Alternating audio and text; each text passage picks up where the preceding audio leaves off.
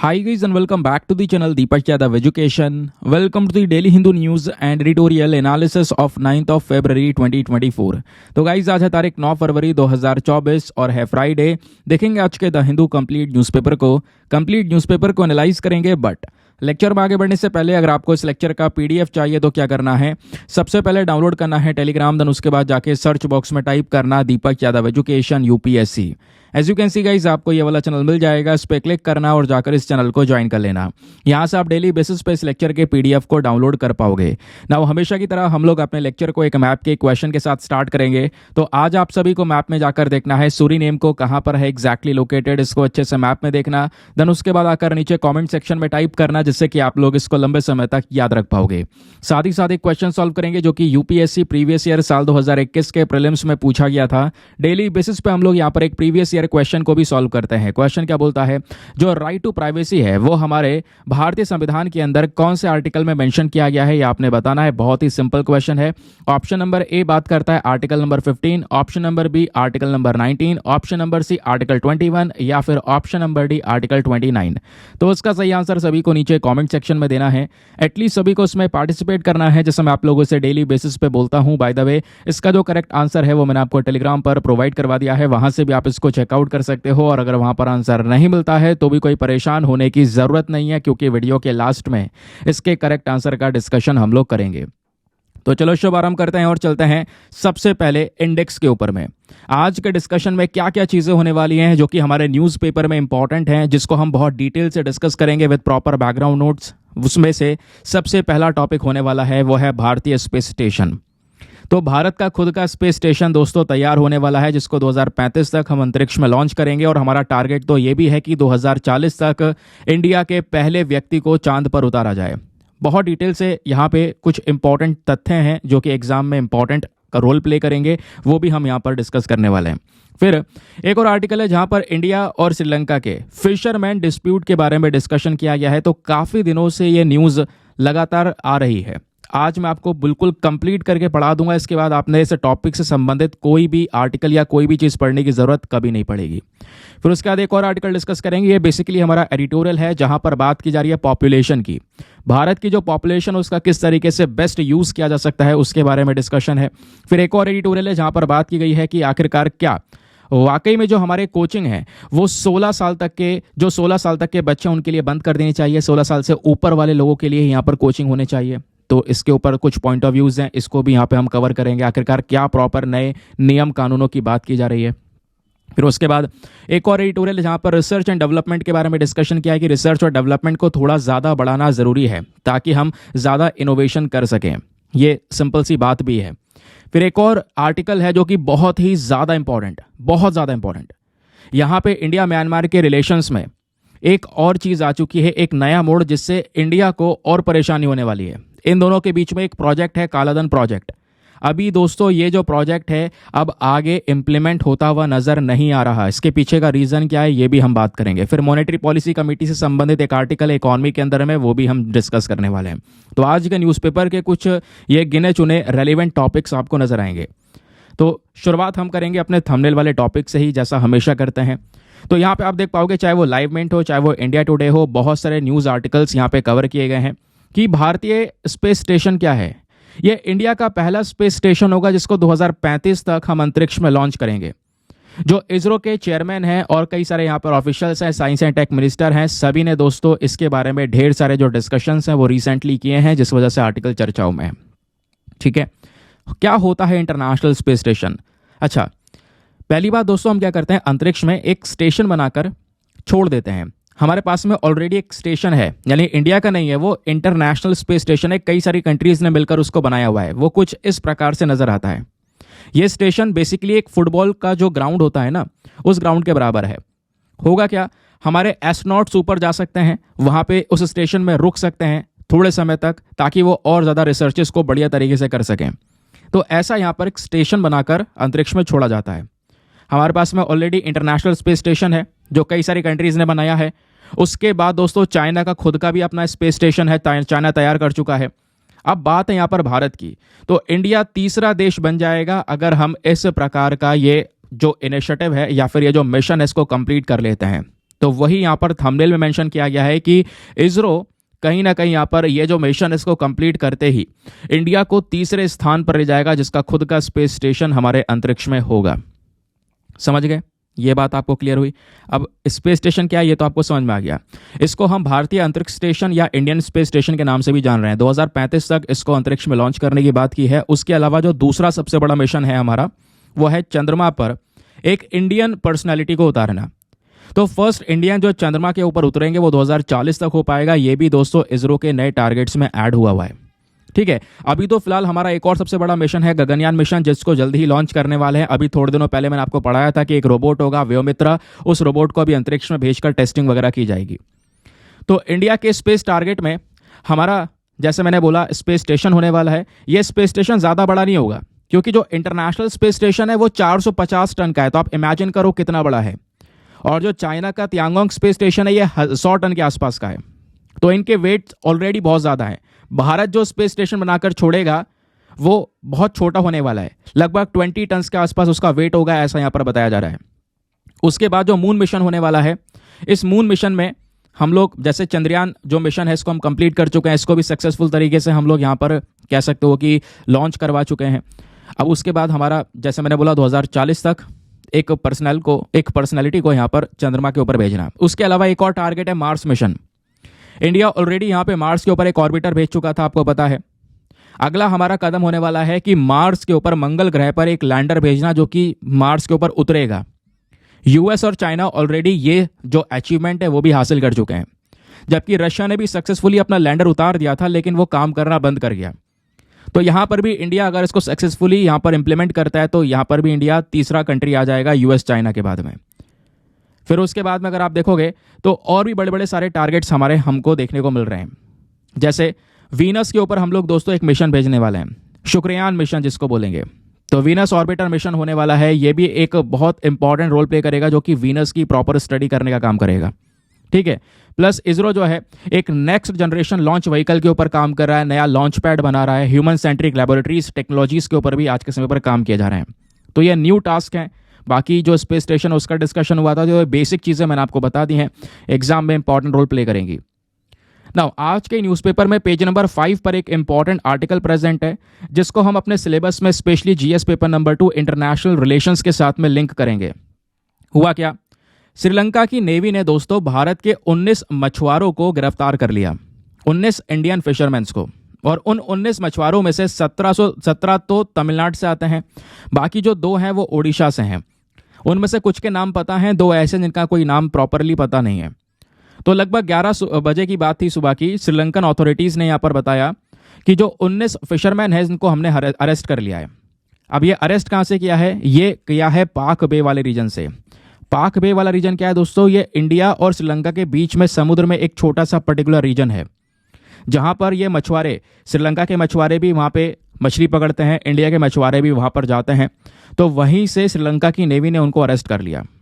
वैसे मैं आपको बताऊं तो इंडिया भी श्रीलंका के कई सारे फिशरमैन को अरेस्ट करता है जब वो टेरिटरी क्रॉस करके इंडिया की टेरिटरी में घुस जाते हैं तो लेकिन हम लोग अरेस्ट करने से पहले हमेशा एक वार्निंग भी देते हैं, गोलियां वगैरह चला के, ताकि वो रिटर्न कर जाएं वापस।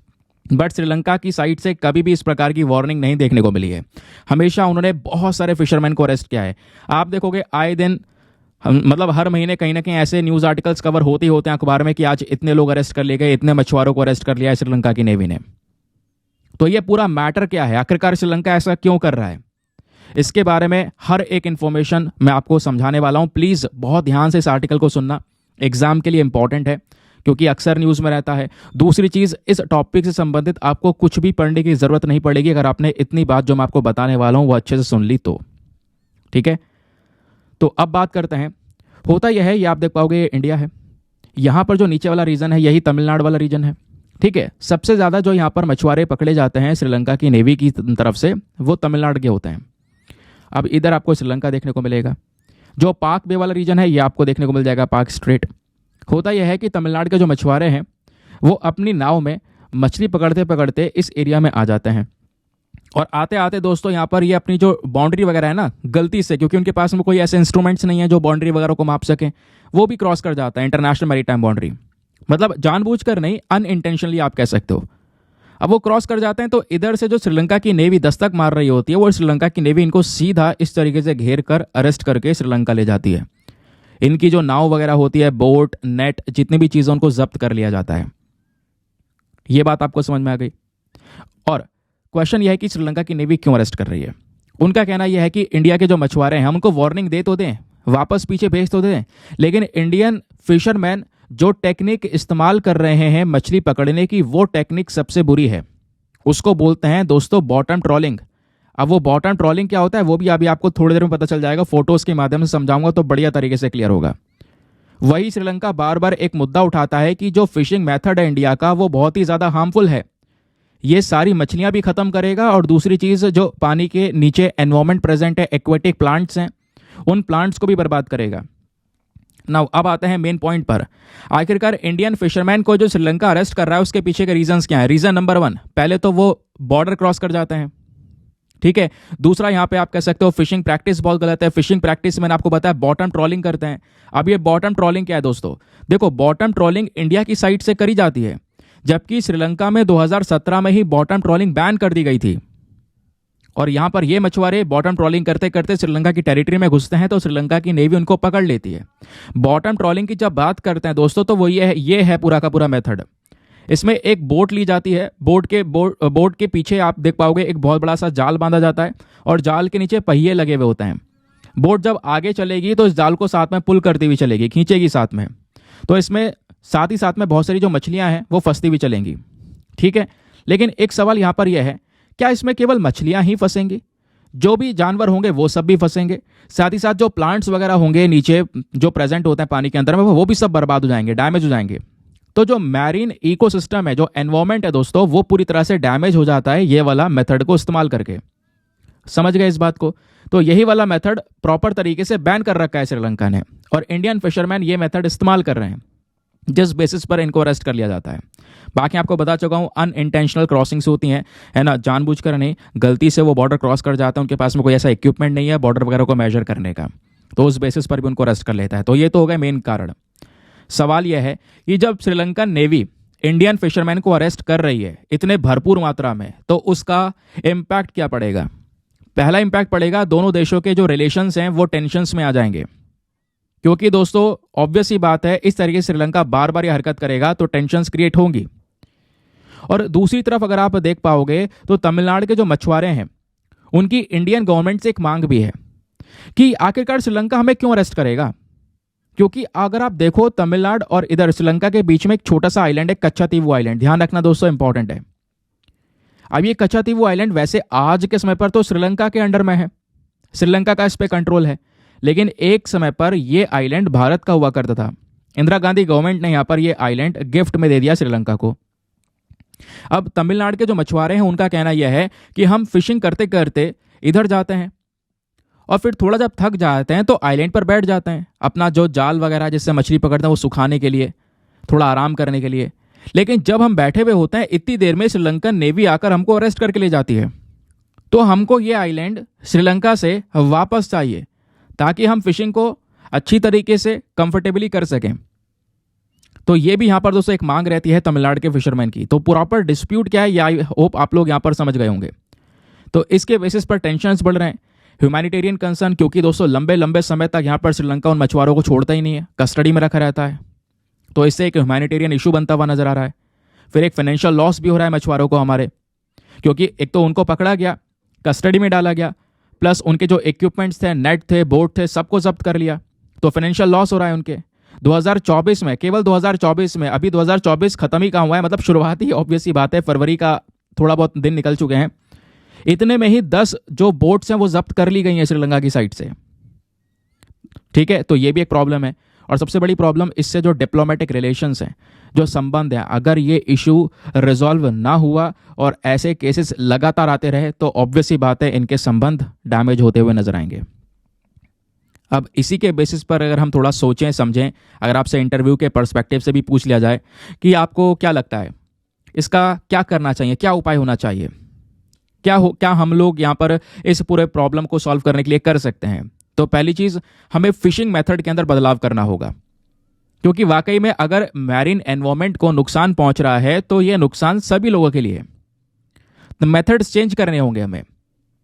जो बॉटम ट्रॉलिंग है इसको बंद करना होगा, और इंडिया ने ऑलरेडी प्रॉमिस किया है कि हम बॉटम ट्रॉलिंग बंद करेंगे, एक नया ट्रांजिशन लेकर आएंगे।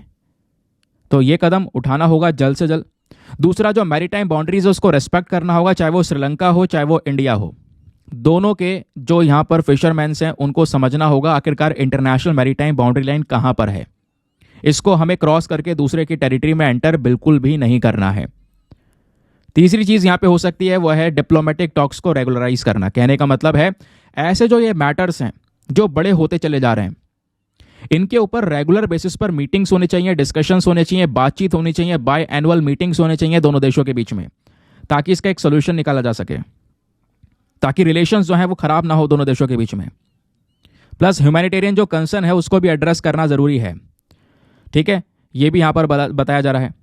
हमें यहाँ पर फोकस करना होगा, जो मछुआरे हैं उनके वेलबींग के ऊपर, उनकी फैमिलीज के बारे में सोचना होगा। तो इसको एड्रेस करना भी काफ़ी ज़्यादा ज़रूरी है। इस बेसिस पर हम क्या करेंगे, इस सिचुएशन से डील कर पाएंगे। आगे आते हैं नेक्स्ट आर्टिकल पर। मज़ा आया आपको? ठीक है, आप कोई भी क्वेश्चन बनेगा, मेंस में बन जाए, इंटरव्यू में आपसे पूछ लिया जाए, या प्रीलिम्स में ही कोई भी क्वेश्चन बन जाए लोकेशन वगैरह को लेकर, तो आप आराम से यहाँ पर बता सकते हो क्या है कच्चा दीवू, क्या है पाक बे, है ना, ये सब चीज़ें बता पाओगे ना। आगे बढ़ने से पहले एक इंपॉर्टेंट इन्फॉर्मेशन, अगर आप लोग हमारे पेड ग्रुप्स को ज्वाइन करना चाहते हो तो आपके पास में एक बढ़िया मौका है इसको ज्वाइन करने का। यहाँ पे आपको डेली बेसिस पे करंट नोट्स के पीडीएफ वगैरह प्रोवाइड करवाए जाते हैं। फॉर एग्जांपल, जैसे अभी हमने आर्टिकल डिस्कस किया था दोस्तों, इस आर्टिकल में हमने न्यूज़ पढ़ा, न्यूज़ के बाद हम लोगों ने देखा इसका बैकग्राउंड डेटा। ये बैकग्राउंड डेटा हमारे अखबारों में नहीं है, ये सब अलग से आपको एडिशनल इन्फॉर्मेशन दी जा रही है। और यही सारी चीज़ें आप लिखने बैठोगे या पीडीएफ स्टोर करते रह जाओगे तो उस सभी में बहुत प्रॉब्लम्स आती हैं। उसका सोल्यूशन ये है कि ये सारा का सारा जो प्रॉपर कॉन्टेंट है ये आपको एक प्रिंटेड फॉर्म के पीडीएफ में दिया जाता है। ठीक है, यानी कि एक ऐसा पीडीएफ में ये बिल्कुल सिंपल तरीके से रखा जाता है ताकि आप उसका प्रिंट आउट वगैरह भी निकलवा सको, अपने पास में रखकर पढ़ सको। दूसरी चीज़ ये है कि आपका सारा कंटेंट इस ग्रुप में सिक्योर हो जाता है, आपका स्टोरेज का इशू यहाँ पे कोई नहीं है। होता नहीं है कि हम लोग यार पीडीएफ कलेक्ट करते हैं, एक दिन नहीं पढ़ा तो उसका कलेक्शन करना पड़ेगा, रखने रहना पड़ेगा, क्योंकि यूपीएससी में बात 1-2 महीने या 6 महीने की नहीं है, बात है 1.5-2 साल की। इतना कंटेंट स्टोर कर पाना इम्पॉसिबल। तो वो सारा का सारा दोस्तों यहाँ पर डिटेल जो है करंट अफेयर के सारे नोट्स हैं वो सब ग्रुप में स्टोर हैं, डेट वाइज पढ़ा हुआ है। किसी भी तारीख का पीडीएफ ओपन करो, पढ़ो और डिलीट कर दो, आपके पास में अनलिमिटेड ऑप्शंस हैं। और इस ग्रुप को ज्वाइन करने का जो फी पेमेंट है वो भी बहुत ज़्यादा नहीं है, just 499 for the lifetime access. जब तक आपका सिलेक्शन ना हो जाए तब तक आप 499 में इस ग्रुप को ज्वाइन करके रख सकते हो। और इस ग्रुप को ज्वाइन करने के बाद आपको लगेगा कुछ दिनों बाद यार की गारंटी के साथ में जो आपका अमाउंट है वो रिकवर हो चुका है। ठीक है, बाकी लेकिन बेनिफिट्स आपको बरकरार मिलते रहेंगे। इस ग्रुप को ज्वाइन करने के लिए क्या करना होगा, व्हाट्सएप पर जाना, यहाँ पर आपको एक नंबर दिया गया है 8534873368। इस नंबर पर मैसेज कर देना कि हाँ I want to join this group. आपको वहाँ पे पेमेंट का प्रोसेस दिया जाएगा, और पेमेंट के प्रोसेस से ज़्यादा इंपॉर्टेंट आपको डेमो वीडियो का लिंक भी दिया जाएगा। आप पूरे डेमो वीडियो को चेक कर सकते हो, देख सकते हो कि आपको किस तरीके से क्या क्या बेनिफिट्स हो रहे हैं। अपने आप को फाइनली सेटिस्फाई करने के बाद में जाकर वो इन्वेस्टमेंट कर सकते हैं।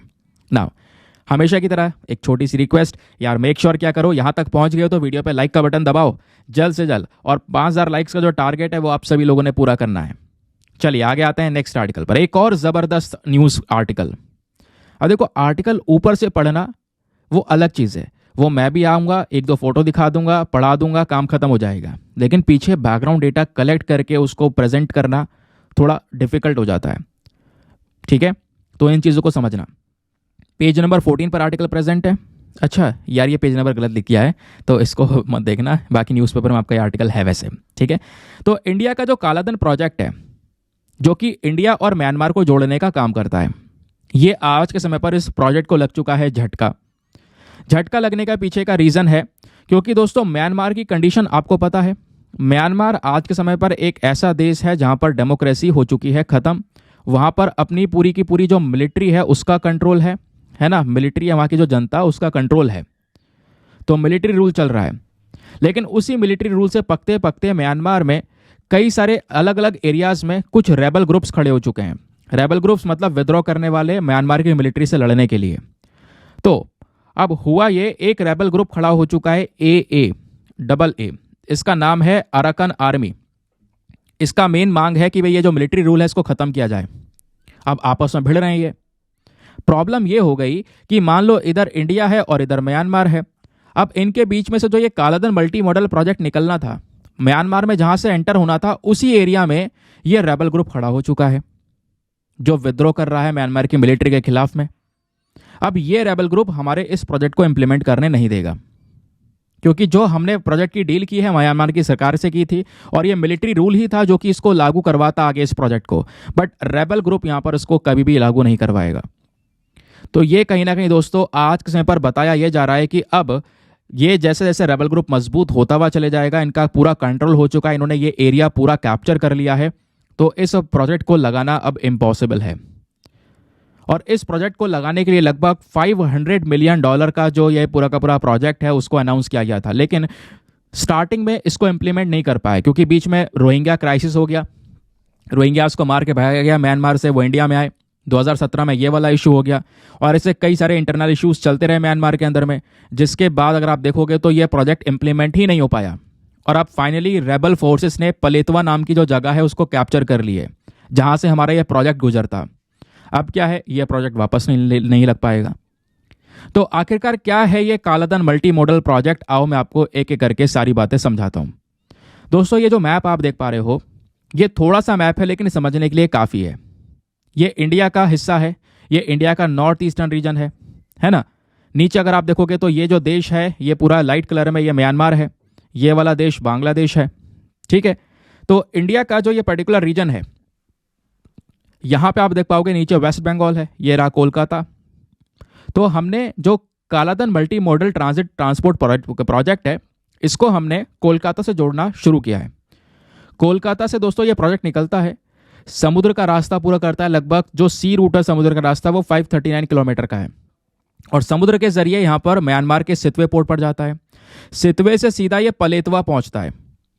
अब पलेतवा को यही एरिया यहाँ पे इस रेबल ग्रुप ने कैप्चर कर लिया है, और वो आगे प्रोजेक्ट बढ़ने नहीं देंगे। तो आगे बढ़ने नहीं देंगे तो वो खत्म हो गया, यहीं पर ही म्यांमार में रुक गया। हमारा मेन पर्पस ये था कि हम इंडिया को अपने नॉर्थ ईस्ट वाले रीजन से और मजबूत तरीके से कनेक्ट करें, क्योंकि दोस्तों आपको ये भी पता होना चाहिए कि भारत अपने जो पूरे नॉर्थ ईस्टर्न रीजन, क्योंकि ये हमारा नॉर्थ ईस्टर्न रीजन है, 7 सिस्टर्स, इनके साथ में जो हम लोग जुड़ने की बात करते हैं, तो इंडिया केवल एक रास्ता है, वो ये है जिसको हम चिकन नेक कॉरिडोर बोलते हैं या सिलीगुड़ी कॉरिडोर भी बोलते हैं, ठीक है। ये आप देख पा रहे होंगे, नीचे म्यांमार है, यह बांग्लादेश है, यह इंडिया है। तो भारत अपने नॉर्थ ईस्टर्न रीजन से जो जुड़ रहा है वो एक छोटे से रास्ते के माध्यम से जुड़ रहा है, वो है ये चिकन नेक कॉरिडोर। समझ रहे हो दोस्तों इस बात को? तो हम लोग अगर ये वाला प्रोजेक्ट कालाधन मल्टी मॉडल प्रोजेक्ट को इंप्लीमेंट कर लेते हैं तो हमारा एक और रास्ता हो जाएगा, इस तरीके से समुद्र के जरिए जाकर हम म्यांमार से ऊपर उठ सकते हैं। क्योंकि यहाँ पर फोटो क्लियर नहीं है तो ये वाला फोटो में आपको बढ़िया समझ में आएगा। तो हम इस तरीके से एक और ऊपर से तो कनेक्टिविटी है, एक कनेक्टिविटी हम ये वाली भी बना सकते हैं, यहाँ से सीधा सितवे पोर्ट, इधर से पलेतवा, और ऊपर इस तरीके से हम अपने मिजोरम से जुड़ जाएंगे। समझ गए? तो नॉर्थ ईस्ट इंडिया को हम इस तरीके से जोड़ रहे होंगे, इस तरीके से जोड़ रहे होंगे, तो हमारी कनेक्टिविटी मजबूती और बढ़ रही होगी। प्लस व्यापार में म्यांमार को भी काफी फायदा होता है ना। तो ये हमारा मेन पर्पस था इस प्रोजेक्ट को इंप्लीमेंट करने का। लेकिन क्या हुआ, अब पॉलिटिकल क्राइसिस की वजह से यह प्रोजेक्ट इंप्लीमेंट नहीं हो पा रहा है। तो इस प्रोजेक्ट में ये शुरुआत कैसे होता है, इस तरीके से कोलकाता से आएगा, थोड़ा यहाँ पे समुद्र का रास्ता है, 540 किलोमीटर का लगभग समुद्र का रास्ता है, फिर कुछ नदी से ज़्यादा गया ये, ठीक है, नदी का रास्ता है पलेतवा तक, फिर उसके बाद रोड का रास्ता है। तो इसमें हमारा सी, रिवर, रोड सभी चीज़ें आ रही हैं। इसी वजह से तो इसको multi modal transit transport project बोला गया है। समझ गए? तो इस तरीके से आप यहाँ पर देख पाओगे ये जाकर हमारे एजावल से, यानी मिजोरम के अंदर एजावल से जुड़ जाता, बट प्रॉब्लम है तो इस चक्कर में हो नहीं पा रहा है। ठीक है, अब इस प्रोजेक्ट के डिटेल्स जान लो। ये इंडिया के सी पोर्ट, कोलकाता का जो पोर्ट है, उसको म्यांमार के सितवा पोर्ट से जोड़ता। इससे जो डिस्टेंस है कोलकाता और सितवे पोर्ट के बीच में वो कम हो जाता, लगभग कह सकते हो 1328 किलोमीटर का हो जाता। म्यांमार पहुंचना आसान हो जाता, जल्दी पहुंचते, क्योंकि अगर बॉर्डर के हिसाब से देखोगे तो वो काफ़ी लंबा है। ठीक है, बाकी अगर आप देखोगे पलेतवा से रोड के जरिए रास्ता है, बीच में समुद्र का रास्ता है, वो ऑलरेडी हम डिस्कस कर चुके हैं, दोबारा कवर नहीं कर रहे हैं। इस प्रोजेक्ट में कंपोनेंट्स कौन कौन से, एक तो समुद्र है, नदी है और रोड है। जब बात करते हैं समुद्र तो लगभग 539 किलोमीटर का समुद्र पड़ेगा रास्ते में। रिवर की बात करेंगे तो 158 किलोमीटर की रिवर पड़ेगी, वह है कालाधन नदी। फिर उसके बाद में रोड की बात करेंगे तो 110 किलोमीटर का रोड हमें क्रॉस करना होगा। ये सारी एक फोटो के अंदर में इंफॉर्मेशन दे दी गई। अब एक इंपॉर्टेंट बात, ये जो प्रोजेक्ट है इसका इंपॉर्टेंस क्या होगा, क्या सिग्निफिकेंस है भारत के लिए? तो सिग्निफिकेंस दो प्रकार से दोस्तों होने वाले हैं। पहला तो है इसका इकोनॉमिक इंपॉर्टेंस और दूसरा है हमारा स्ट्रेटेजिक इंपॉर्टेंस। पहले हम बात करते हैं इकोनॉमिक इंपॉर्टेंस की। तो ये जो प्रोजेक्ट है, इससे मैंने आपको बताया कोलकाता से म्यांमार का जो डिस्टेंस है वो हो जाएगा कम। अब भाई हम सामान आराम से, जो हमारा गुड्स है उसका ट्रांसपोर्ट कर सकते हैं। पहले हम क्या कर रहे थे, ट्रांसपोर्टेशन ऊपर चिकन नेक कॉरिडोर से हो रहा था, अब ट्रांसपोर्टेशन इधर से सीधा हो सकता है। ये जो प्रोजेक्ट है ये सितवे पोर्ट से जुड़ रहा है, तो इससे यहां पर क्या होगा, हमारे नॉर्थ ईस्ट इंडियन के साथ में कनेक्टिविटी और ज़्यादा मजबूत होगी, जो हमारे लिए ज़रूरी भी है। फिर जब बात करते हैं स्ट्रैटेजिक इंपॉर्टेंस की, तो स्ट्रैटेजिक इंपॉर्टेंस में दोस्तों यहां पर अगर आप देखोगे तो इंडिया केवल म्यांमार से नहीं, यहां पे जो हमारा प्रोजेक्ट लगेगा ना, इससे हम क्या करेंगे, अपने पूरे ईस्ट एशिया को और मजबूती से जोड़ रहे होंगे। थाईलैंड, लाओस, है ना, मलेशिया, ये सारी जो कंट्रीज हैं उनको हम और मजबूती से जोड़ रहे होंगे। प्लस हमें अपना एक ऑल्टरनेटिव मिल जाएगा। जो ये चिकन नेक कॉरिडोर है, इसके बदले में एक और रास्ता हमारे पास में होगा, एक दूसरा ऑल्टरनेटिव होगा, जो कि हमारे गुड्स को, हमारे व्यापार को और ज़्यादा प्रमोट करेगा। और इन सब चीज़ों से इंडिया का जो एक्ट ईस्ट पॉलिसी है कि भाई ईस्टर्न कंट्रीज़ के ऊपर एक स्पेशल फोकस करना, इनके साथ में रिलेशंस को डेवलप करना, ये जो हमारा पर्टिकुलर पॉलिसी है इसको और ज़्यादा मजबूती मिलेगी। ये इंडिया म्यांमार के बीच का प्रोजेक्ट है। क्लियर हो गया? चलिए आगे आते हैं एक और इम्पॉर्टेंट आर्टिकल पर। अब दोस्तों यहाँ पर ये पेज नंबर गलत है, बट कोई बात नहीं, इसको मैनेज कर लेना। यहाँ पे बात की जा रही है कि जो मॉनेटरी पॉलिसी कमेटी है, दैट इज एमपीसी, इन्होंने क्या किया, हमारा जो रेपो रेट है आपकी बार, वो रेपो रेट जो है वैसा ही रखा है जैसा पहले था, उसमें कोई चेंज नहीं किया है। तो अब की बार, क्योंकि आपको पता है ना, कुछ महीने में जो हमारी रिजर्व बैंक ऑफ इंडिया की एक कमेटी है, मॉनेटरी पॉलिसी कमेटी, ये हमारे रेपो रेट को देखती है, उसके अंदर बदलाव करने की कोशिश करती है। और यही मॉनेटरी पॉलिसी कमेटी हमारे देश में जो महंगाई है, इन्फ्लेशन है, उसको कंट्रोल करने का काम भी करती है। तो रेपो रेट होता क्या है अभी मैं आपको बताऊंगा। तो रेपो रेट जो चल रहा था 6.5% का, वही as it is repo rate रख दिया गया है। इसमें कोई बढ़ोतरी या कोई घटाई कुछ भी नहीं की गई है। समझ गए? बाकी यहाँ पे अगर हम बात करेंगे तो मॉनेटरी पॉलिसी कमेटी का कहना है 2025 में जो इन्फ्लेशन है, जो महंगाई है इंडिया में, वो थोड़ी सी कम रहेगी, 4.5% के आसपास रहेगी, यानी टारगेट में रहेगी। टारगेट में कहने का मतलब क्या है, आपको पता है ना, हमारे रिजर्व बैंक ऑफ इंडिया का या मॉनेटरी पॉलिसी कमेटी का एक मेन टारगेट है कि इंडिया के अंदर जो इन्फ्लेशन है, जो महंगाई है, वो 4+-2 के दायरे में रखनी है। 4+-2 का मतलब यह है कि अगर ज़्यादा से ज़्यादा महंगाई हो तो 6% हो, और कम से कम हो तो 2% हो, बस। इससे ना ज़्यादा कम, इससे ना ज़्यादा ज़्यादा, ठीक है, इसके बीच में होनी चाहिए। तो इनका कहना यह है कि जो इन्फ्लेशन वो 4.5% रहेगा, तो यानी हमारे दायरे में रहने वाली है। बाकी जो ग्रोथ है भारत की वो 7% से होगी, ये भी मॉनेटरी पॉलिसी कमेटी का एक अनुमान है। ठीक है, अब वैसे तो ये आर्टिकल आया है न्यूज़ में रेपो रेट की वजह से कि रेपो रेट के अंदर कोई बदलाव नहीं किया गया। रेपो रेट दोस्तों होता क्या है, सिंपल सी बात है। देखो, जो हमारे कमर्शियल बैंक होते हैं, ठीक है, अब कमर्शियल बैंक कौन से हो गए, जो आपका एसबीआई हो गया, है ना, एचडीएफसी हो गया, ये सारे के सारे आपके कमर्शियल बैंक्स हैं। और हमारे देश का एक सेंट्रल बैंक, और वो सेंट्रल बैंक कौन सा है, वो है reserve bank of India, that is RBI. अब होता क्या है, कमर्शियल बैंक को दोस्तों पैसों की जरूरत पड़ती है। अब कमर्शियल बैंक को जब पैसों की जरूरत पड़ती है तो कमर्शियल बैंक क्या करेंगे, बोरो करेंगे मनी। अब बोरो वो किससे करेंगे, रिजर्व बैंक ऑफ इंडिया से उठाएंगे। तो रिजर्व बैंक ऑफ इंडिया यहां पर कमर्शियल बैंक को पैसा देगा जब इनको जरूरत होगी। ठीक है, अब ये कमर्शियल बैंक ये पैसा चुकाएंगे भी तो, क्योंकि ये बोरो किया गया है भैया, तो इन कमर्शियल बैंक को ये पैसा चुकाना भी होगा रिजर्व बैंक ऑफ इंडिया को। लेकिन जब ये commercial bank reserve bank of India को पैसा चुकाएंगे वापस, तो सूद समेत ब्याज के साथ में देंगे। नहीं तो फिर अगर आरबीआई को कोई फायदा नहीं होगा तो आरबीआई पैसा क्यों देगा उधार पर। आरबीआई तो बेसिकली इंटरेस्ट लेगा ना, भैया जो हम पैसा दे रहे हैं ठीक है रख लो, लेकिन इतने इंटरेस्ट है आप यहाँ पे हमें वापस से लौटा देना। तो जो इंटरेस्ट लगता है दोस्तों, ध्यान से सुनना, जो इंटरेस्ट के साथ में ये पैसे का भुगतान करती हैं कमर्शियल बैंक, इसी इंटरेस्ट को हम रेपो रेट बोलते हैं। ठीक है, अब सवाल यह है कि रेपो रेट अगर बढ़ेगा तो मार्केट पर क्या इंपैक्ट पड़ेगा, घटेगा तो क्या इंपैक्ट पड़ेगा। अगर मान लो रिजर्व बैंक ऑफ इंडिया ने ये रेट बढ़ा दिया होता, रेपो रेट बढ़ा दिया होता, तो मार्केट में जो ईएमआईज हैं, लोन वगैरह हैं, वो महंगे हो जाते। महंगे क्यों हो जाते, क्योंकि जो यहाँ पे बैंक से लोग लोन उठाते हैं, वो लोन उठाने पर बैंक भी क्या करेगा, इंटरेस्ट बढ़ा देगा। क्योंकि जो बैंक पैसा देगा इंटरेस्ट के साथ में चुकाकर रिजर्व बैंक ऑफ इंडिया का, वो अपनी जेब से थोड़ी देगा, वो भी यहाँ पर कमाएगा। तो वो इंटरेस्ट रेट बढ़ा देगा कि भैया हम भी इंटरेस्ट रेट बढ़ा रहे हैं, आपको इतने इंटरेस्ट पे पैसा लेना है तो ले लीजिए, वरना कोई बात नहीं। तो इंटरेस्ट बढ़ा देगा ये भी, तो मार्केट में जो इंटरेस्ट है, ईएमआईज वगैरह, लोन वगैरह, वो महंगे हो जाते हैं। कम हो जाएगा तो ये भी कम हो जाएगा, सिंपल सी बात है। समझ गए? तो रेपो रेट क्या है, क्या इंपैक्ट पड़ता है, मैंने इकोनॉमी का एक कॉन्सेप्ट छोटा सा जो कई बार लोग कंफ्यूजन क्रिएट कर देते हैं इसके अंदर में, मैंने आपको सिंपल तरीके से समझा दिया है। अब आते हैं आगे।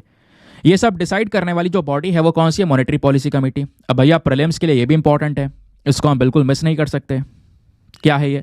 तो मॉनेटरी पॉलिसी कमेटी का दोस्तों ऑरिजिन कैसे हुआ, कैसे बनती है ये? हमारा जो रिजर्व बैंक ऑफ इंडिया का एक कानून है, आरबीआई एक्ट 1934, इस एक्ट के तहत जो सेक्शन नंबर 45Z भी है, इसके रिगार्डिंग यहां पर दोस्तों मॉनेटरी पॉलिसी कमेटी को बनाया गया है। और वैसे भी इस सेक्शन के जरिए हमारी केंद्र सरकार को पावर मिलती है कि वो 6 मेंबर की एक मॉनेटरी पॉलिसी कमेटी बनाएगा। तो यहां पर हमें एक बात और क्लियर होती है कि मॉनेटरी पॉलिसी कमेटी में कितने मेंबर्स होते हैं? 6 मेंबर्स होते हैं। इस कमेटी को बनाने का मेन पर्पस क्या है? इस कमेटी का मेन पर्पस है कि भैया जो महंगाई है, इन्फ्लेशन टारगेट है, उसको यहां पर अचीव करके चलना, इन्फ्लेशन को कंट्रोल करके रखना। मॉनेटरी पॉलिसी कमेटी का जब कंपोजिशन की बात करते हैं तो मैं आपको बताया इसमें टोटल 6 मेंबर्स होते हैं। अब वो 6 मेंबर्स कौन कौन से होते हैं? सबसे पहले जो आरबीआई के गवर्नर होते हैं, वही यहां पर एक्स ऑफिशियो चेयरपर्सन होते हैं इस कमेटी के, यानी कि आरबीआई के गवर्नर का एक इंपॉर्टेंट रोल है, एक तो गवर्नर के पद पर भी हैं और वो यहां पर चेयरपर्सन भी हैं। दूसरा, जो डेप्यूटी गवर्नर होते हैं दोस्तों, उनका भी एक इंपॉर्टेंट रोल होता है। तो इसमें एक आरबीआई गवर्नर हो गए, डेप्यूटी गवर्नर हो गए, और तीसरा यहां पर रिजर्व बैंक ऑफ इंडिया के एक ऑफिसर हो गए जिसको सेंट्रल बोर्ड नॉमिनेट करेगा। तो 3 तो हो गए ये मेंबर्स। अब बाकी बाकी तीन को अपॉइंट करती है डायरेक्टली हमारी केंद्र सरकार। और बाकी जो 3 को अपॉइंट किया जाता है वो कैसे? वो बेसिकली देखा जाता है वो तीनों व्यक्तियों का एक्सपीरियंस, उनकी नॉलेज, क्या उनके पास में बेटर नॉलेज है इकोनॉमिक्स की, बैंकिंग की, फाइनेंस की, मॉनेटरी पॉलिसी की, कितनी बड़ी एक्सपर्टीज उन्होंने हासिल कर रखी है, उस बेसिस पर यहाँ पे उनको भी हमारी केंद्र सरकार अपॉइंट करती है। तो टोटल होगा ये 6 मेंबर्स मॉनेटरी पॉलिसी कमेटी के अंदर। क्लियर हो गया दोस्तों? मज़ा आ गया? आगे आते हैं नेक्स्ट आर्टिकल पर। अब आता है हमारा एडिटोरियल डिस्कशन। आज के न्यूज़पेपर में लगभग सभी एडिटोरियल्स इंपॉर्टेंट हैं, एक एक करके हम डिस्कस भी करेंगे। जैसे सबसे पहला एडिटोरियल आपको ये वाला देखने को मिलेगा, यहाँ पे बात की जा रही है पॉपुलेशन के बारे में। तो जो पॉपुलेशन है हमारे देश की, उसको किस तरीके से बेस्ट यूज़ कर सकते हैं वो यहाँ पर राइटर ने समझाया है। उसके अलावा जो है ये बात करता है कोचिंग इंडस्ट्री के बारे में कि भैया सरकार यहाँ पे बात कर रही है कि 16 साल से कम उम्र के व्यक्तियों के लिए कोचिंग या बच्चों के लिए कोचिंग बंद कर देनी चाहिए। 16 साल से कोई ऊपर का है तभी कोचिंग उसके लिए अलाउ होनी चाहिए। डिस्कस करेंगे क्या पॉइंट ऑफ व्यूज़ हैं यहाँ पे। फिर बात की जा रही है रिसर्च एंड डेवलपमेंट की। चलिए आगे करते हैं शुरुआत, एक एक करके चीज़ों को समझते हुए चलेंगे। सबसे पहला हमारा जो ये एडिटोरियल है वो है charting a path for the population committee. तो दोस्तों यहाँ पे जो हमारे राइटर हैं ना, वो क्या बोलते हैं, उन्होंने बोला कि अभी रिसेंटली इंटरिम बजट का एक अनाउंसमेंट होता है ना, जो हमारा बजट आया था इलेक्शन से पहले का, डिस्कस भी किया हुआ है 1 तारीख को। तो जो हमारा इंटरिम बजट का अनाउंसमेंट है, यहाँ पर एक स्पेशल फोकस किया गया कि जो रैपिड पॉपुलेशन ग्रोथ है, हमारे देश की जो जनसंख्या तेजी से ग्रो हो रही है, डेमोग्राफी के अंदर चेंजेस आ रहे हैं, है ना, उससे संबंधित कुछ चैलेंजेस भी हैं, उन चैलेंजेस को भी कंसिडर किया गया है, जो कि अच्छी बात है। लेकिन अब ये भी है कि हमें ये जो चैलेंज हैं हमारी पॉपुलेशन से संबंधित, उसको किस तरीके से एड्रेस करना होगा, क्योंकि हमारा मेन गोल क्या है, 2047 तक, 2047 तक भारत को एक डेवलप्ड कंट्री बनाना, भारत को एक विकसित भारत बनाना, ये हमारा एक मेन टारगेट है। तो उस टारगेट को अचीव करने के लिए हमें बहुत कुछ करना होगा। उस टारगेट को अचीव करने के लिए दोस्तों हमारी जो पॉपुलेशन है उनके चैलेंजेस को प्रॉपर तरीके से एड्रेस करने होंगे, ये बात राइटर बोलते हैं। और इसके लिए हमें अपनी पॉपुलेशन ग्रोथ को मैनेज करने के लिए कुछ रणनीतियों की ज़रूरत है, क्योंकि अगर हम अपनी देश की पॉपुलेशन को एक बार मैनेज कर लें, कंट्रोल कर लें और उनके family planning, maternal, child health care, education, employment और सोशो इकोनॉमिक डेवलपमेंट के ऊपर फोकस करें, तो डेफिनेटली यहाँ पर इंडिया जो अपने टारगेट्स रख रहा है वो अचीव कर पाएगा। और ये काम करने के लिए हमें एक कमेटी की रिक्वायरमेंट है, एक कमेटी जिसमें एक्सपर्ट्स आएंगे डेमोग्राफी फील्ड से, public health, economics, sociology, governance, वो सब मिलकर यहाँ पे नई नई पॉलिसीज, नीतियाँ बना सकते हैं कि कैसे हम अपनी इस पॉपुलेशन को और बेटर और क्वालिटी भरपूर में बना सकते हैं। लेकिन इसी के लिए यहाँ पर राइटर ये बोलते हैं हमें बहुत डिटेल्ड रिसर्च करनी होगी, डेटा एनालिसिस हमें चाहिए, ताकि हम प्रॉपर तरीके से अपनी पॉपुलेशन की जो पोटेंशियल है उसको देख सकें। और कमेटी को पहले यहाँ पर क्या करना होगा, कुछ जो समस्याएं हैं उनको आइडेंटिफाई करना होगा कि हमारी पॉपुलेशन से संबंधित क्या क्या समस्याएं, क्या क्या दिक्कत हैं। फिर हम अलग अलग स्टेक होल्डर के साथ में कोलैबोरेशन कर सकते हैं, जैसे सरकारी एजेंसियां आ सकती हैं, non governmental organisations, civil society groups, private sector, इन सबको साथ में आना ज़रूरी है ताकि सब मिलकर पार्टनरशिप करें और एक साथ मिलकर एक्शन लें और पॉपुलेशन से संबंधित जो इंपॉर्टेंट पॉलिसीज़ हैं, नीतियां हैं, प्रोग्राम्स हैं, इसको देश के लेवल पर इंप्लीमेंट करना शुरू करें। ये हमारे राइटर बोलते हैं। ठीक है, फिर उसके बाद यहाँ पर राइटर का एक और कॉन्सेप्ट है। इनका कहना यह है कि जो ये पॉलिसी फॉर्मुलेशन है, यानी कि जो पॉलिसीज़ हैं उनको यहाँ पे बनाना ज़रूरी है और इसके लिए कमिटी को एक पब्लिक अवेयरनेस भी देना ज़रूरी है। लोगों में एक जागरूकता फैलाना, एजुकेशन कैंपेन स्टार्ट करना, जो हर एक इंडिविजुअल है उसको और मजबूत और सशक्त बनाना।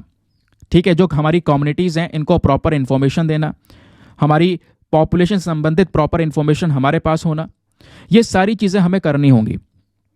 ठीक है, और जो पॉपुलेशन कमेटी है वो क्या करेगा, वो इंटरनेशनल कोलैबोरेशन करके ये काम कर सकता है। फिर राइटर यहाँ पर बात करते हैं इंडिया का जो पूरा का पूरा पॉपुलेशन लैंडस्केप है, डेमोग्राफिक लैंडस्केप है, इसके अंदर में पिछले कुछ सालों में भरपूर मात्रा में चेंजेस हुए हैं। क्योंकि अगर आप एक समय देखोगे तो जो एक महिला का फर्टिलिटी रेट था, फर्टिलिटी रेट मतलब क्या होता है, एक महिला कितने बच्चों को जन्म दे रही है, वो फर्टिलिटी रेट दोस्तों 3-4 भी हुआ करता था या 2.5-3 भी हुआ करता था। बट वो जो फर्टिलिटी रेट है वो आज के समय पर कम हो चुका है। आज के समय पर वेमेन के पास में कम बच्चे हैं, फ्यूअर चिल्ड्रन हैं, जिसकी वजह से जो कह सकते हो बच्चों की पॉपुलेशन है वो कम है, लेकिन जो वर्किंग एज पॉपुलेशन है, काम करने वाले जो लोग हैं उनकी पॉपुलेशन बढ़ती चली जा रही है और बुजुर्गों की भी पॉपुलेशन बढ़ती चली जा रही है। क्योंकि ऑब्वियस सी बात है, लोग बुजुर्ग होंगे, एल्डर होंगे तो बूढ़े हो रहे हैं। एक तरफ यहाँ पे वर्किंग एज पॉपुलेशन भी बढ़ती चली जा रही है।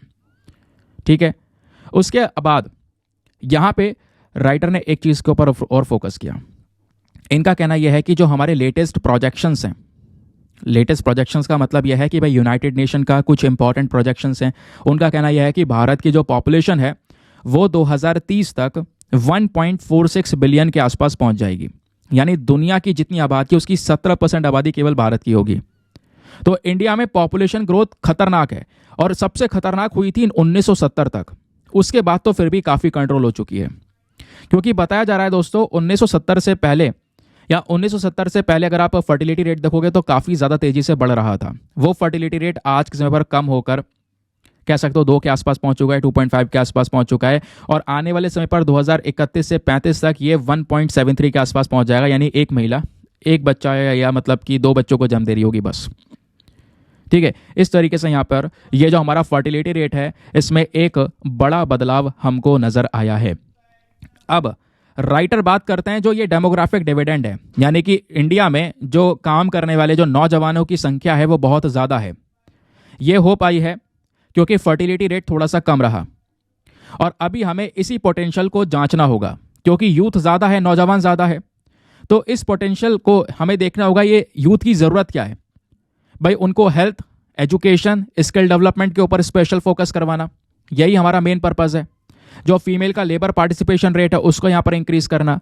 तो जो वर्किंग एज पॉपुलेशन का प्रोपोर्शन है इसको हमें प्रॉपर तरीके से यूज़ करना होगा, ताकि भारत के ये जो पूरा का पूरा डेमोग्राफिक डिविडेंड है, ये यूथ की पॉपुलेशन है, इसका प्रॉपर तरीके से यूज़ करके इंडिया को ग्रो किया जा सके। नहीं तो फिर ऐसे ही यहाँ पर ये पॉपुलेशन भी अगर बुजुर्ग होगी, इंडिया डेवलप्ड नेशन नहीं बन पाया, तो ये हमारे लिए ज़्यादा प्रॉब्लमेटिक हो जाएगा आगे जाकर। तो ये जो यहाँ पर एक बढ़िया ये यूथ की जो एज है ना, इसके ज़्यादा से ज़्यादा मैक्सिमाइज बेनिफिट्स को हमें निकालना होगा।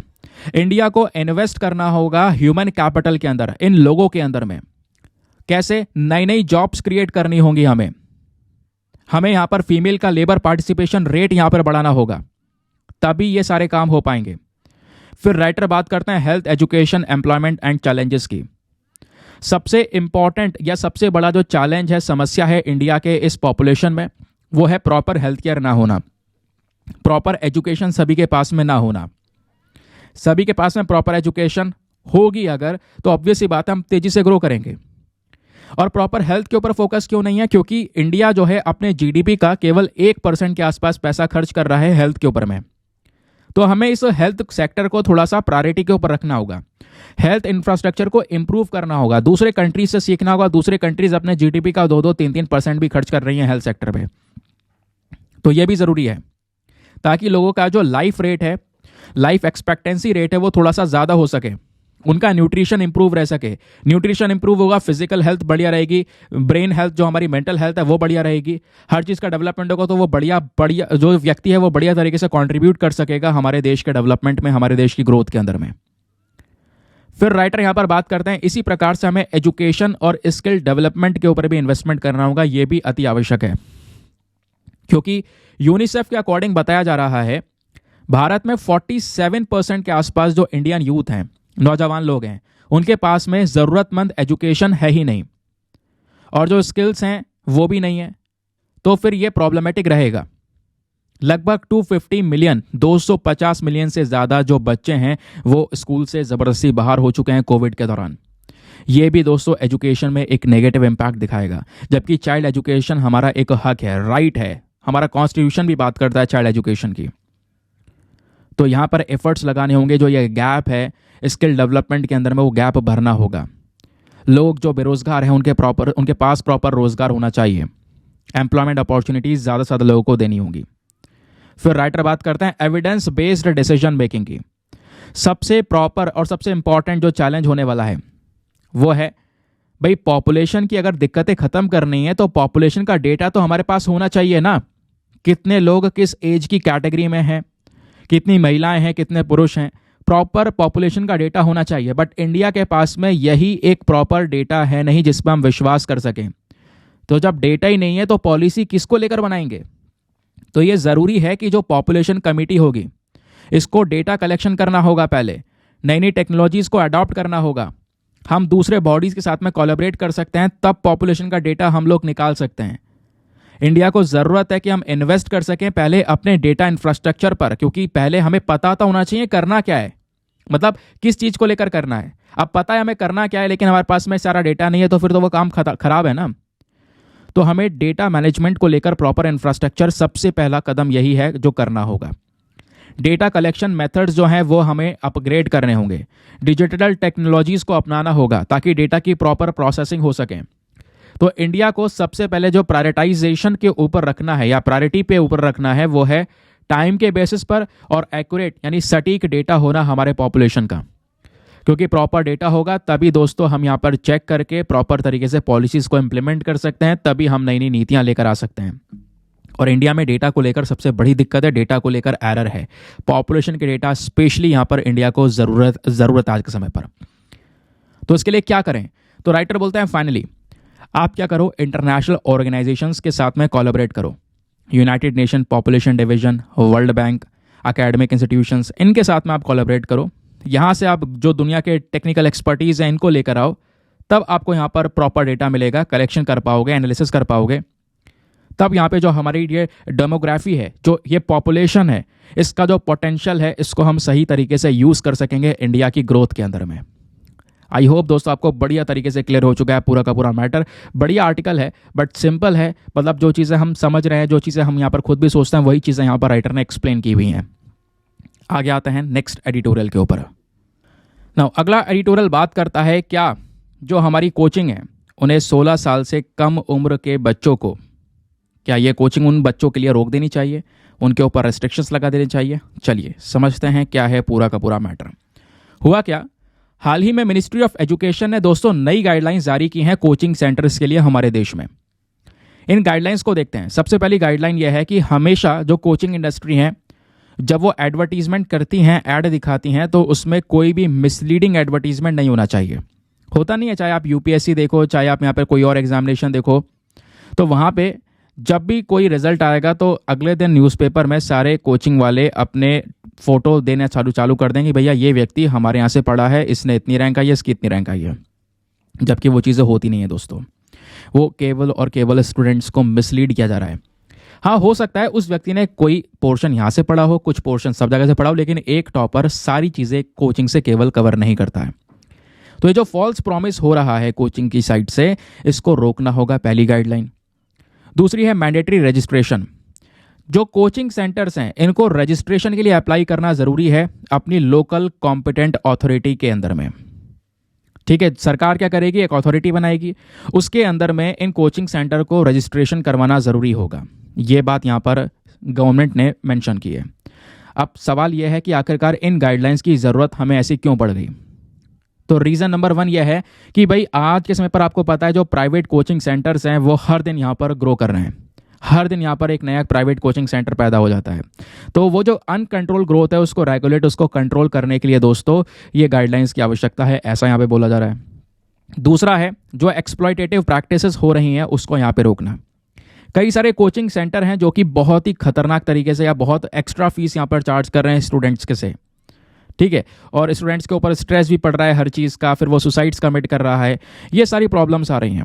तो उन सब प्रैक्टिस को रोकने के लिए भी ये गाइडलाइन ज़रूरी है।